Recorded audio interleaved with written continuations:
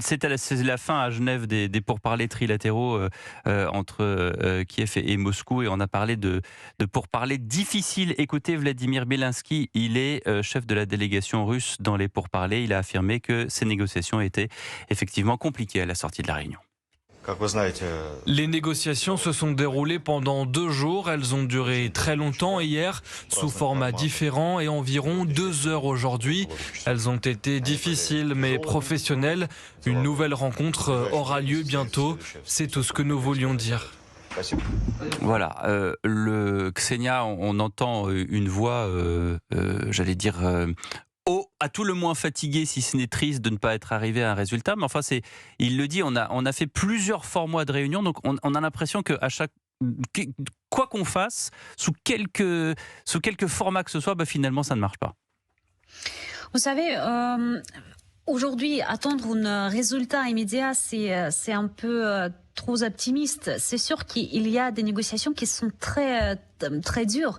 Et Vladimir Medinsky, qui a dit que c'était compliqué, il a dit aussi que c'était productif, c'est-à-dire que il y a quand même certains avancements. Par exemple, hier, ils sont passés à peu près 6 heures à discuter entre Russes, Ukrainiens, Américains. Aujourd'hui, officiellement, c'était que 2 heures, mais j'ai regardé les médias russes. En fait, Vladimir Medinsky est retourné dans l'hôtel. Il a passé encore 2 heures avec la délégation ukrainienne. Elle l'a confirmé.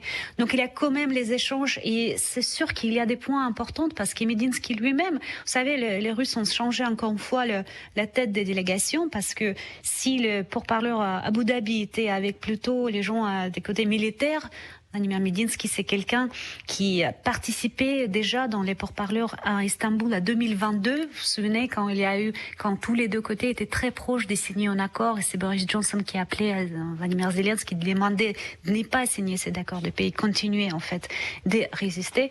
Et Medinsky, il est aussi quelqu'un qui était né en Ukraine, qui connaît très bien la région, mais aussi qui connaît très bien l'histoire. Donc je pense qu'aujourd'hui, il est en question à tour de ces territoires de Donbass. Et c'est toujours, et Vladimir Zelensky lui-même dit qu'il n'accepte pas la concession des territoires. Donc c'est difficile à attendre à une solution immédiate, parce que les positions des Zelensky et des Ukrainiens ne sont pas bougées jusqu'à maintenant. Et on voit que Donald Trump, il essaie de mettre la pression, surtout sur les Ukrainiens. Pourquoi ? Parce que aujourd'hui, c'est ça ce qui bloque en fait l'avancement de ces pourparlers. Et on peut pas attendre en fait la Russie de retirer de ces territoires, parce que la Russie continue à avancer militairement.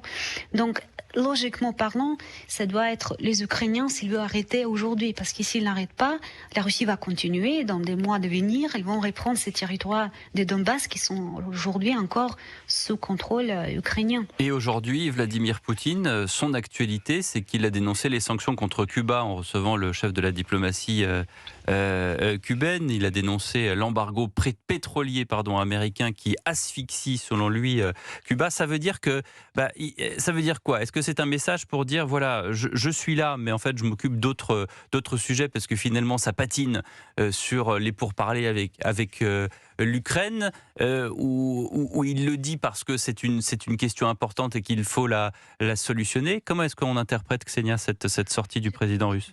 Ouais. Je vois ça plutôt comme une question importante, parce que la Russie aujourd'hui, c'est un pays qui est plutôt, peut-être aujourd'hui, ça soit en Occident que la Russie est isolée, mais en fait elle n'a pas isolé, elle joue un rôle important dans le sud global avec les BRICS. Et Cuba, c'était toujours un allié. Et en fait, la situation pour les Cubains qui étaient sous sanctions depuis des années américaines, aujourd'hui il y a ce blocage de pétrole. C'est vrai que c'est comme la Chine qui condamne aussi cette genre de situation. C'est comme la Russie et la Chine sont condamnées aussi la situation en Venezuela. Donc c'est normal, je pense, de prononcer la position sur les points cruciaux, mais ça n'empêche pas la Russie et les États-Unis de travailler sur les points plutôt business. Ouais. Et aujourd'hui, c'est ça ce qui se passe. En fait, il y a plutôt un optimisme sur les côtés des négociations entre la Russie et les Américains parce qu'il y a plein de projets qui sont intéressants. Je ne sais pas si vous avez remarqué, mais il y a eu les rumeurs que la Russie peut envisager de retourner vers le dollar, vers les échanges commerciaux avec les dollars, ce qui est très important avec les États-Unis aujourd'hui parce que avec les sanctions américaines et avant Donald Trump est arrivé au pouvoir, la situation était difficile et la Russie a trouvé un moyen de faire les échanges commerciaux avec la Chine, avec le yuan et avec les autres monnaies. Et en fait, c'est ça ce que Donald Trump n'aime pas parce que ça affaiblit le dollar. Il veut en revanche que les dollars soient utilisés beaucoup plus.